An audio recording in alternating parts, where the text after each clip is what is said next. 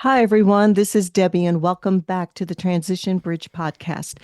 This is the podcast where we come in each and every week to discover more about the purpose and the power of life's transitions, how they impact, challenge, and even transform our lives.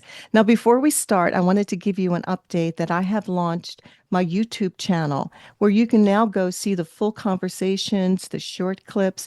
And if you like the visual side of conversation, go check out at Debbie Ronka Official. I'll also have that in my show notes.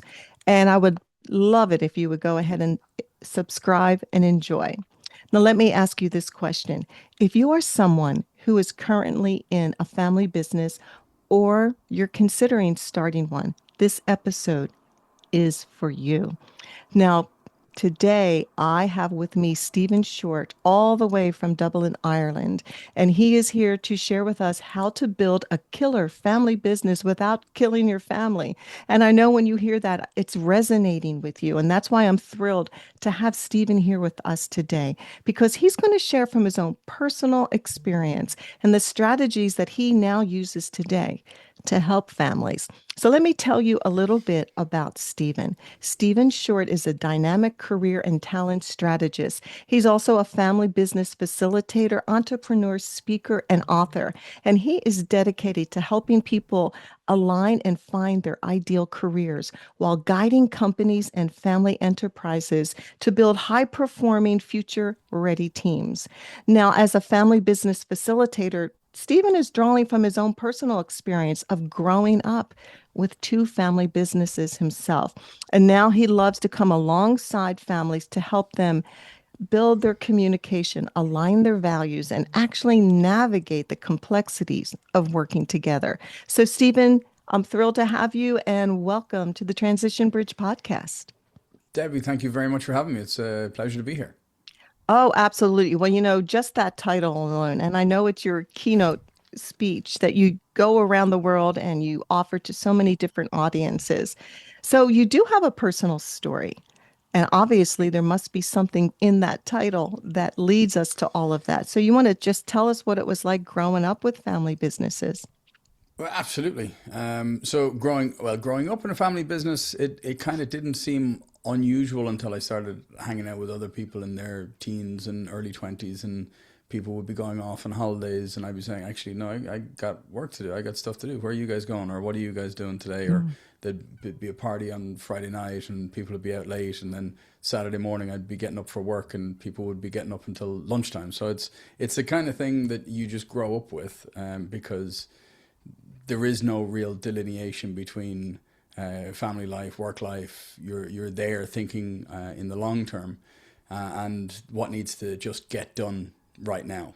So, growing up in two family businesses, one was an English language school, an ESL school, where we taught English as a foreign language. So we had students from 50 different countries that would come to Ireland to learn English specifically with us in our school, and then go home. So there was an awful lot of that was as a young person, doing airport transfers, checking on host families, leading tour guides, cleaning the school, Oh, my. polishing the plaques, and all this kind of stuff. So there was all of the general, almost dog's body roles, right up to buying it uh, in about, what was it, about 10, no, about 15, 16 years ago now. No, about 12 years ago, because 15, 16 years ago, I nearly walked away from it all. Oh, I don't blame you. That's a lot of work. Well, so really what was happening, so I was involved in the language school mostly, but I was semi involved in the other business as well, which is the career guidance, which is what we do now. And I came home one day. It was a dark, grey, wet December day. Now, I feel you told everybody I'm from Ireland, so I needed to say December because a dark, wet, grey day could describe a lot of different seasons in Ireland. But it was a really miserable day, and I had been arguing for weeks with my folks. I mean, I was a marketing executive or sort of marketing manager. I've been there a good number of years. And we were arguing over the direction of the school, what courses we should be teaching, what technology we should be buying and using in the classrooms and things like that. And it was horrible. And I remember sitting down I came home and I said to my wife, who was pregnant with my second child, and my first child was playing on the kitchen floor. And I said out loud the first time thoughts that have been rumbling around my head for a while, which was, I need to leave the family business, because otherwise my parents will never see their grandkids, because we won't be able to be in the same room as each other. Like, we were really like not in good terms. It escalated. Oh yeah, absolutely. But as soon as I said that, as soon as I verbalized that, I had a visceral reaction. Almost every cell in my body reacted and said, "No, no, no, no. That's not what we want. That's not the path forward. We need to figure out some other way of doing this." And that's when I started reaching out to mentors, started reading some stuff, started listening to and reading different books and listening to different podcasts and things. And I discovered that I'm not the only person who has this issue of intergenerational family business tension. So I created this framework, which is the 5 Ps of successful succession, which helps any kind of succession, not just within families, but obviously it has an extra resonance with families. So now I help family businesses to scale their business through the generations. And now fast forward, whatever, 15, 16 years, not only have I bought both businesses, I sold one, the English language school. So that was another conversation about selling the third child. But 4 years ago, my wife and I sold our family home, and we moved into my parents in my own family home. We renovated the whole house. My parents live downstairs and we live upstairs. So separate entrances, but interconnected house. So we're a 3-generation house who works together. They're still semi-involved in the business, and we live together. And we have Christmas dinner at the same kitchen table that I sat down at and said, I don't want to do this. Oh, what a beautiful story. I mean, I'm so glad you listened to that voice. No, this is not the path we're going, because you would not do that right now. Hmm. And it's so beautiful to see the multi-generational success of your family. And so this is a great story, because I think a lot of people who are in family businesses do reach that point where it's too much, it's enough, it's affecting our relationships, like you shared. They may never see our kids again. And you actually chose and created something really powerful out of this. So that is really great. I love it. So before we get into that succession plan, why do family businesses struggle? What's like the real issue that's going on beneath the surface? There's probably So there's a several, but There's several, but really what I see and when I start and I talk about this in the keynote is this notion of the hero's journey. So I believe that every entrepreneur is on their own hero's journey. So the hero's journey is a book of 1,000 faces. It's basically every story we've heard since the dawn of time has the same kind of structure, which is people start in the real world, and then they get this call to adventure. And then before the call to adventure, they find a widget or they find a mentor to help them in the special world. Then they go into the special world, they have their trials and tribulations, and then they return from the special world a changed person back to normal life. And it's basically every story that exists, Mhm. and it's about human perseverance. I think that every entrepreneur, that is a hero's journey. The entrepreneurial world is the special world for the hero of the story. And where I think a lot of current generation entrepreneurs, family businesses, they're in that special world. They're in that journey themselves. And they Mhm. have an immense amount of their own self identity caught up in, I am the X of this company. I am the CEO. I am the whatever of the company. And they have a fear that when they come back to the real world, to the normal world, and they're not that anymore, that they will lose what they are. It's The like an other thing identity then is thing, according to it's like an correct. identity connection to the role. Yeah. But the next generation, or what I call next entrepreneurs, they want to start that journey and they're waiting for that mentor. So what I encourage people to do is the current generation need to return. We do some work on figuring out what is their identity, like how do they see themselves, and then they become the mentor to the next generation. So every hero's journey, when we think of things like Star Wars or Harry Potter or something, before the hero goes on that journey, they meet a Yoda or a Dumbledore Mhm. or whoever. So what I want is for the current generation to come back to the real world and then become the mentor to help the next generation. So that's why the logo is a loop going upwards.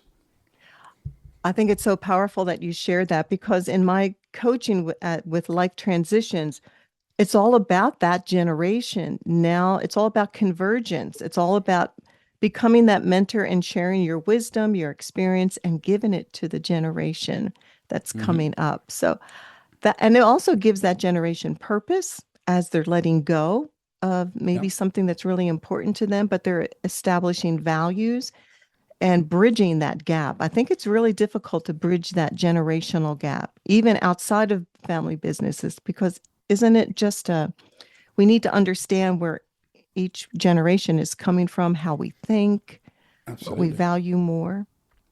So, I mean, sometimes I hear from current generations that they're really just complaining about the next generation is not X, Y, and Z. And then more often than not, people contact me when they're the next generation. They're trying to do things and push forward, but they're getting frustrated or blocked at different turns.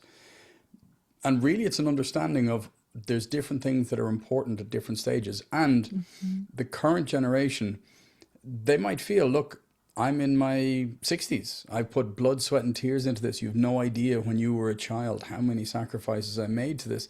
I don't want to be taking risks right now because if I don't have a sense of security, I don't have another 20 years to build up a fund for me to be able to live out my retirement or something like that. So they get far more risk averse. Whereas next generation, they might not have had the same level of sacrifice that the current generations had to do. So they're just going, oh, well, this is existing and I'm going to push forward and I'm going to try this. And if it doesn't work, I'll try that. So there's a different context to the two, which is why the first step is always purpose. What are we aiming to do with the business and how can we align that for the next few years? I can hear in the other generation, it's like the runway in their life is so much shorter, and they don't have maybe the time or the finances to take those huge risks. And so Hmm. I can just see these family dynamics, the relationships, and I think you probably explain how that affects making businesses. I mean, making decisions in your business. Is there anything else you could share with us about that? I mean, really, it comes down to communication. It comes down to getting clear on what the business is here to do and how we can align best on, especially in the short term. If the current generation has, let's say, a 5 year vision and they want out in 5 years, the next generation has a 20, 30 year vision. I heard a great thing at a family business conference recently that family businesses, when they think in terms of quarters, they're talking about 25 years, Oh, which I thought was that's a lovely thing. So if the next generation has a longer term vision, and look, 25 years might be stretching a little bit in how hmm. quickly things are changing at the moment, but having a longer term, how can we get those first couple of years aligned to make sure that both generations are rowing in the same direction? And we might start to veer off in a couple of years to go to in a direction that is more fitting with the next entrepreneur's idea. But how do we keep the two aligned and two happy so as we're going in the right direction for that? That's a great way to do that. And so, moving forward, how do you help families communicate better? How do you help them align their values and navigate that messy Mm-hmm. place of actually working together? What boundaries or guidelines do you help them set up? So it depends. I mean, it's such a, I suppose it's such a consultant answer. It depends. There are some families that already have good communication between them. There are some families that just have a couple of elephants in the room that they don't talk about.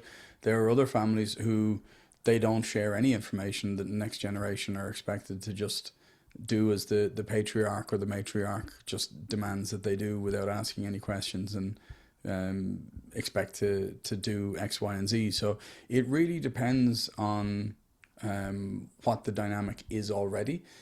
Typically, what I do is I'll have a call with everybody, then I'll have individual calls to get more, because sometimes the next generation or a husband and wife, they don't feel that they can share absolutely everything in front of the other person, but there's context that is needed in order to start facilitating those mazes, shall we say.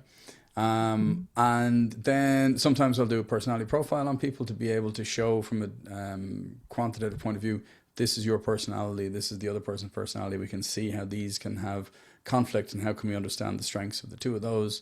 I've done values workshops with people before with families. I've also done a thing which I think is most people they don't spend the time doing is an assumptions exercise. That what are the assumptions we're Mm. all coming into this with?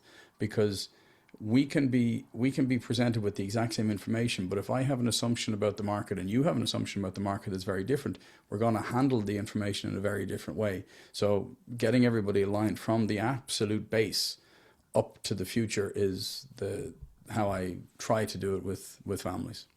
Now I, I've had families who the patriarch in a recent case is very much like, okay, that's all well and good, but I'm not changing it, and I'm gonna be here for 10 years. Like, I mean, okay, that your kids are gonna go off and do their own thing, and you're not gonna be left with the legacy. But okay, And and then that's there are the other hard times part. when it's so. There's workshops that I've done, and there's sessions that I've done about the black sheep. So there's like 2 or 3 family members that want to be in the business, and one who doesn't, and how can we support that person?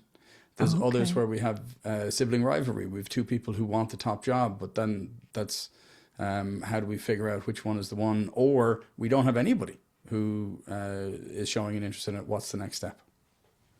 That's so funny that you call them the black sheep. Hmm. Yeah, it's, And do I do call I call it a black sheep breakout. that's so funny. So I bet most parents choose the firstborn, whether they're qualified or not. Yep. That is happening less and less now, thankfully. Okay. And it was, I mean, there was a time when, as soon as, like, especially in the trades in Ireland and the UK, it was really famous for if you were a mechanic or you were a butcher or you were something, as soon as your first son was born, you changed the name from O'Neill's Butchers to O'Neill's and Sons Butchers. Oh my So from gosh. the second you were born, you were growing up in the family business. So you had no alternative and no options. And if your first child was a girl, you waited till the son was born because the girl wouldn't be able to take over the family business back in those days. So thankfully, that just first in, first up or something is gone. That's interesting. I didn't realize that. But n now that you think about it, you do see a lot of and sons and, Yeah, and whether you want to do this or not, you're being raised up to do it. So is yeah. it all about control then for the one who has started the business and now, it's just so hard for them to maybe listen to other perspectives? Is it just all about control, just being stubborn? No, I don't think it's about stubbornness at all, and I don't think necessarily it's about control. I think it's probably more difficult to listen to this coming from your own family members. Hmm. I mean, I'm a parent as well, and there are times when I'm looking at my daughters, and they're young adults, and sometimes I struggle. And I think, oh, they're very grown up, and then something happens. I go, oh my God, they're actually still kids. Like they're really not making these decisions. But then I look at myself. I'm 48 years of age. Sometimes I make a decision. I look at myself and go, I'm still just a kid. I can't make that. I shouldn't be left on my own without adult supervision. So it depends. Really, I think it is the identity, the sense of identity is the biggest driver for a lot of current generation entrepreneurs, especially if they're the founder, because they've put everything in. They've made massive sacrifices throughout their lives to be the CEO of X, Y, and Z services or whatever. Um, and then if they're not that, what do they do? It's like a death. It's like contemplating their own death. And Hmm. we as human beings are psychologically, we tend not to want to do that. So succession, trying to give it to the next generation, is timing important? Does it become emotional versus technical? So because we're dealing with people, it is. I mean, there are technicalities in terms of taxes, wealth transfer, all that kind of stuff. That's pen and paper. That is very technical. There are rules around it. How do you do it? How do you do it properly? What benefits can you get, etc. I mean, that's black and white. Everything else, because we're dealing with people, is emotional. So there are many family businesses, especially larger family businesses, who won't actually take on a family member until they've gone and worked for a minimum of 5 years in a similar size enterprise, and then That's they'll only good. come in. So in Ireland, in the old days in Ireland, this was called fosterage. So the tribes when their children reached kind of puberty, 13, 14 years of age, they would be sent, male and female, they would be sent to the neighboring tribe with the neighboring lords, and they would be responsible for raising that child for the next 5 or 6 years to teach them Brehon law, hunting, farming, all reading, literature, all this kind of stuff. So they would learn their own tribe's traditions and knowledge, and then they would learn their tribe's traditions and knowledge, and then they would return to their own tribe with that knowledge. It was obviously a way of, then there might be marriages or there might be alliances and allegiances and things like that, but it was a way of making sure that the knowledge was not just siloed in here. So it's a great way of taking outside information and bringing it in, and then having those connections and networks. So the worst thing that I see is when somebody employs their son or daughter to be their marketing director because they have an Instagram account, and that it automatically allows them to be the senior marketing person. So my advice is always, if you're not going outside and coming back, then to start as low as possible and work your way up. Well, they say there's wisdom in the multitude of counselors. So I love that idea, even though I know it was something, many, many years ago. But we can learn from other people and bring back that wisdom, that knowledge, that expertise, and actually Absolutely. grow. I love that. So, how do families separate their family roles, their ownership, and leadership without creating resentment? Oh, without creating resentment. So one of the things that really frustrated me, and this was one of the first things that we started doing, because growing up in a family business, the kitchen table is the boardroom table. Dinner conversations invariably come back to this client said this, or here that order, what's happening with that. And if you have I have siblings who aren't involved in the business, and they will get bored and be like, "Oh, come on, will you stop this and let's stop arguing about this." So what I did, I was very intentional, and my parents were very intentional. One of the things when you're starting to talk about succession and you're starting to talk about the future of the business, not day-to-day stuff, don't have those meetings in your office or the parents' office, because there is automatically a power dynamic. That's The true. best way to do this is to go to a neutral place. Go for dinner. And you can get the company to pay for it. You're going for a company dinner. You go for a dinner somewhere else, so it's neutral ground, and you can speak as peers, not as the automatic hierarchical thing. So go out, spend time not in the business talking about the business, if you're talking about being on the business. I went to rugby matches with my father. We'd maybe have a coffee afterwards. I don't drink. I'm a rare Irishman. So we'd go for a coffee, we'd have a chat about it, but it was in neutral territory that wasn't where we were used to talking about this kind of stuff, so that we don't psychologically fall back into the habit patterns. The other thing which is extraordinarily useful for having these especially difficult conversations and tough conversations is to go for a walk together. If you have a dog, or if you don't have a dog, get a dog and go for a walk together, because when you're having these difficult conversations, there's a weird psychological thing where you're not looking at each other in conflict. You're standing side by side, going in the same direction, trying to find a solution.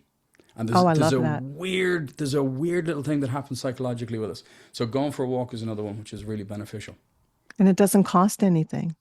Yeah. I believe in that. Well, it depends Sometimes, on whether you need to feed the dog, but oh, that's true. I mean, well, that's true. But there is something powerful about just going out and walking, because it just clears the air. It, yeah, it literally. does something mentally, emotionally. It's really good. Well, Stephen, I would love to hear about the framework that you use. It's called Successful Succession. Why don't you Yep. share with us that?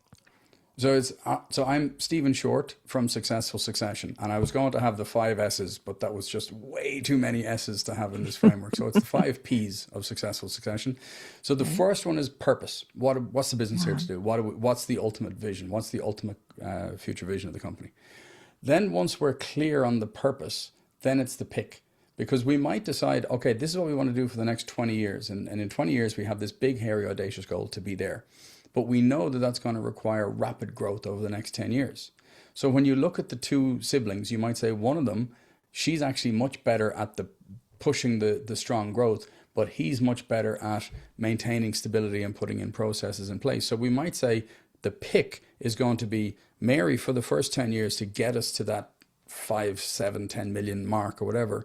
And then we're going to switch over to Sean as the CEO, because he's then going to keep us level for the next 10, 15 years, because that's how we see it going. So once we're clear on the purpose, then we have the pick. So who's the right person? That's When good. we've identified the pick, the next P then is prepare. This is hopefully the longest, because you want to spend as much time as possible preparing the next generation. Now, if they've gone out and gotten education, that's part of prepare. If they've gone out and gotten experience somewhere else, that's also prepare. If they're staying in your business from early days, you want to get them as low as possible on the pecking order to learn their way up. Now, they're family, so they're going to get extra coaching and extra mentoring that maybe other employees don't have access to, but they're still being brought up and being trained in that way, so as they learn all aspects of the business.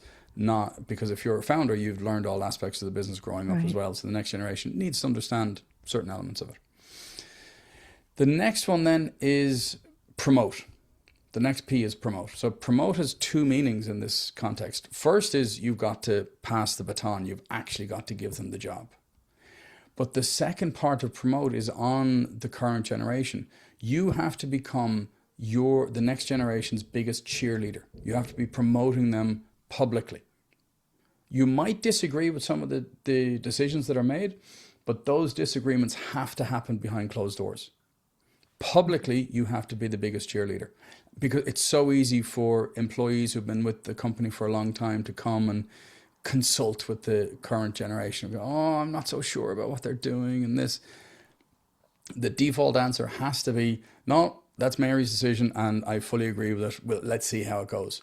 You can have a conversation with Mary behind closed doors and maybe start to tweak or start to maneuver, start to advise or to coach a little bit, but you ultimately have to be their biggest cheerleader. And then to your point about it's emotional, the fifth P in any succession plan is patience, because we're dealing with people, we're dealing with process, we're dealing with change. The proverbial is going to hit the fan at some point, and we need to just be able to remember what's the ultimate thing for us. Like, what are we more focused on? Do we want to stay together as a unit? Do we want to stay together as a family? And how do we navigate through that? So that's the 5 P's. So there's purpose, pick, prepare, promote, and patience.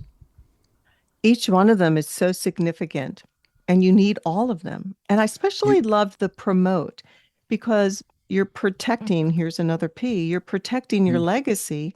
So you need to promote the ones that you have passed the business down to. mhm. Otherwise, all that undercurrent will just undermine everything that's been built.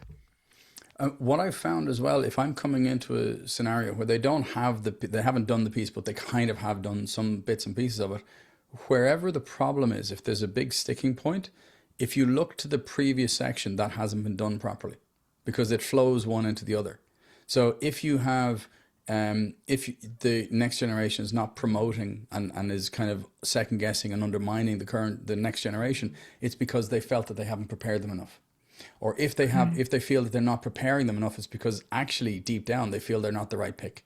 Or if they think they're the wrong pick, it's because they don't agree with the direction that they're going in. So it comes back to that circle, and then as it goes forward again, once you have the patience, the next, whether you're a full generational succession planning, or whether you're just, now I'm stepping in, I was the marketing manager, I'm now stepping in as the managing director. I need to hire a marketing manager. So I need to have somebody succeed me. They're not a family member necessarily, they might be, but what's the purpose of the marketing department? Who's the right person for it? How can I prepare that person? How can I promote that person? And so Mhm. the cycle works all the time. It sounds really how I could see how that works. And I'm going back and I'm thinking about also how you did the personality insights.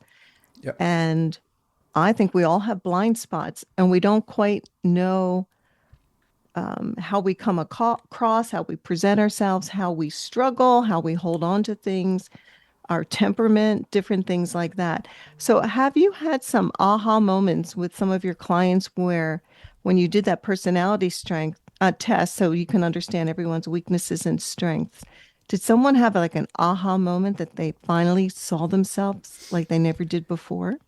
Yeah, I mean, I see this all the time when I'm using the personality, whether it's family businesses or not, any kind of leadership stuff, where I'm talking to people, and what sometimes what people don't get is, okay, I have my strengths, but because these are your strengths, that automatically means that these are going to be your weaknesses. Because if you're strong in one area, you're not going to be like, naturally you're going to be moving away from that Hmm. side of the spectrum. And I get it a lot where I have people who are, let's say they're very process orientated, they're very direct, they're a directive leader and they want to make sure that the process is followed and things like that. And that tends not to have a lot of time for the people element of it. But then the next generation that might not be, their personality might be more people orientated or more thought leadership orientated. They're more experimental, or they're more interested in making sure that the networks of people are fine. That can cause a lot of conflict, because our unconscious bias comes from the fact that our Hmm. brains have to believe that what we're doing is right, and if somebody else is doing something different to us, they're automatically wrong. We can't explain it until we think about it rationally. But when we start to really see on paper, these are the strengths, these are my strengths, and this is where there's a clash, but actually I need to be able to recognize that this is an absolute strength. Like, this is something that the company needs, or this is something that has been lacking because of my leadership. The company's been successful, but actually, if we move it towards this way, we might have the opportunity to be even more successful, or um, the next generation is going to be successful. One of the things that I actually challenge current generation entrepreneurs is the concept of no family member should ever join the family business. If we have the opportunity to do it, we should make sure that the family business joins the family member. So if we Oh, have a strength of where we're going and we're going in this direction, but I know that the next entrepreneur has a different maybe set of interests, or something that's a slightly different focus for them, that they, an area of interest that is adjacent to the business, or there's an element of the hmm. business, or they have a different way of doing it. I would challenge current generation entrepreneurs to think about, how can I make a 1 or 2% change over this year and next year and next year and next year, to be able to make sure that the company is going in the direction where, when the next entrepreneur joins it, they're going to be at their absolute strength and being able to rock it across, rather than having to try and wrestle with it. That's a beautiful picture. I almost see it like a bridge. You are Mm, the one generation is bridging towards the other one to give them the mm. actual bridge to step up onto and to keep going. So Powerful. the example that I heard, and I heard it recently, if you take off from London to the US, you can be going from London to Washington DC. But if you are 3 degrees different when you take off in London and continue on that trajectory, you'll end up in Miami, because over time, a distance, the distance, or the difference in the trajectory becomes massive. So making small steps now allows you to have a different trajectory for the next entrepreneur to really be able to hit their stride when they join the business. That visual really gets that point across. That's really Yeah. great. So, what are some of the conversations that families that have their own business avoid? And then what is the cost of them not having that conversation? I mean, the cost of it, I mean, the amount of horror stories that are out there of Mm. family businesses who have had really successful family businesses, and it just, like, the politics or the jealousy or the egos come into play, and it just disintegrates or explodes, and people are left with nothing. Um, I just had a conversation with a wealth management company. We're going to be doing a conference together. Um, and there's an example in Ireland of a well-known family who had a really thriving pub business, and the family had a massive falling out and closed, lost everything, like Mm. millions and millions every year, lost everything. Law, in the courts, in front of judges, and Oh, taking each other to court. The only people making money were the lawyers, and they basically were left with nothing. And they were talking about this. They were at a conference, and somebody had brought this up, and one of the family members was in the room, and it got very tense. So, oh my uh, word. so it was an interesting thing. So, I mean, really, communication and clarity. That's where it comes from, and having um, shared values and an idea of where we want to go with the business, and then that's the way we do it. So I have two questions I'm thinking about. I'm thinking about how do you, that older generation, the one who built the company, Current generation, not older. Current oh, generation. excuse me, current generation. I believe in the power of our words. And I wonder if it Hmm. would even help if the current generation would write a letter to the next one who's coming in, establishing their value, their worth, celebrating. I think there's something so significant. It's part of the legacy. It's part of Hmm. something that that next generation will have, should they lose that loved one. And they will always have those words to remember what their parents or family member thought of them. That's just Hmm. an idea that I had. And I was also wondering, your um, keynote speech, building a killer family business. So, what actually does a killer family business look like beyond profit? So for me, profit is a byproduct of things going well. I mean, for me, I've done a lot of work on happiness, and happiness Mm. is for me is just progress towards purpose, and it's also why happiness and success and any of these things they're so hard to quantify because they're so personal. Like what's successful for one person is not successful for another person.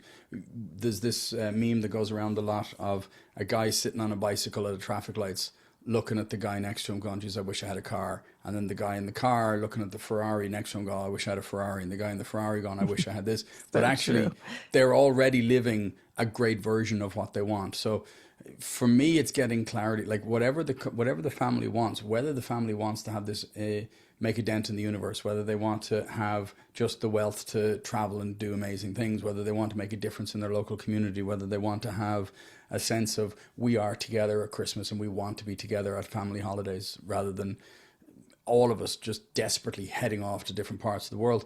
Whatever it is that the family unit wants, that group of people want together, that's what the company should be optimized for. And That's there's fascinating. plenty of ways you can have you can have a very very happy work life balance with employing a good number of people on a €750,000 business that makes good enough profit to keep things going, but you're not necessarily buying new equipment. You can also have people that are running $500 million companies that are miserable because they're working all the time. They don't have any time to spend at home. The family dynamics are completely shot. They have this idea of the goals that they want are actually means goals versus end goals. They lose track of it and then they become hollow. So Mhm. understanding what you want out of life then allows you to figure out what it is that you want to do with the family business because that should support what you want to do. So, in essence, you're creating a Absolutely. culture Yeah. within your family that says, yes, maybe we want to be ones who are actually impacting our community, or yes, we want to, even though we work together every day, we still want to have, holidays together. So Hmm. I would think that would be really important to develop a culture, create that culture, define it, and make sure everybody understands that. Absolutely.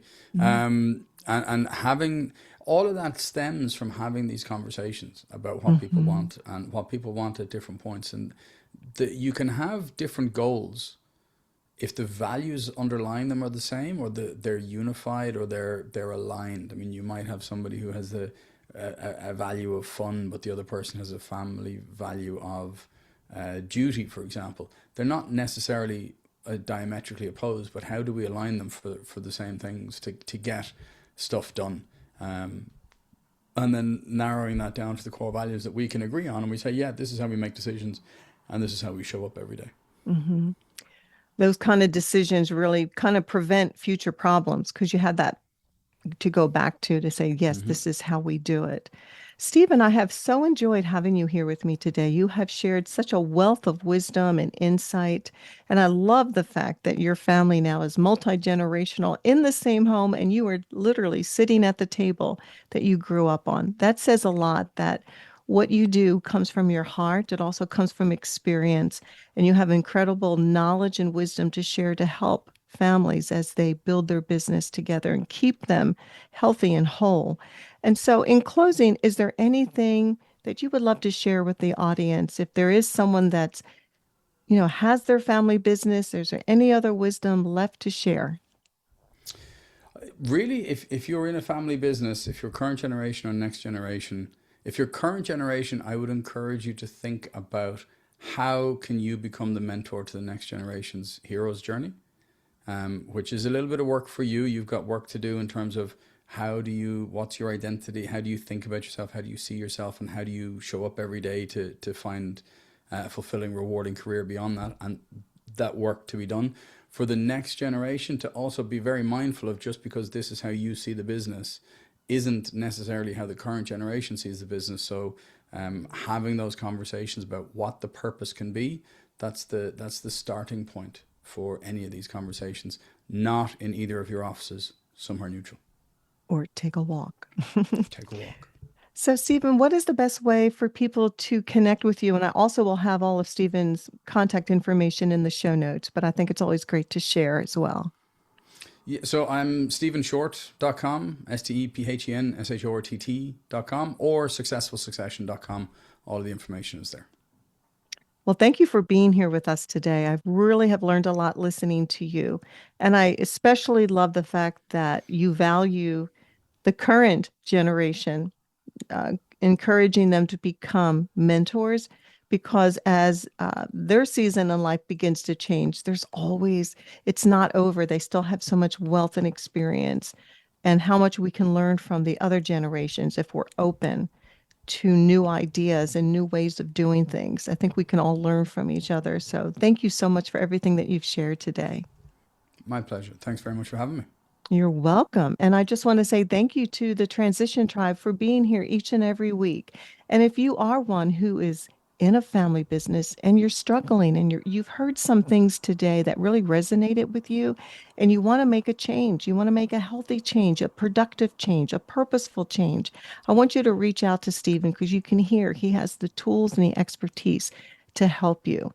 And until I see you next time, keep putting one foot in front of the other. Embrace those transitions. It's important to let go of the old and embrace the new, because you never know what is waiting for you on the other side of that transition bridge.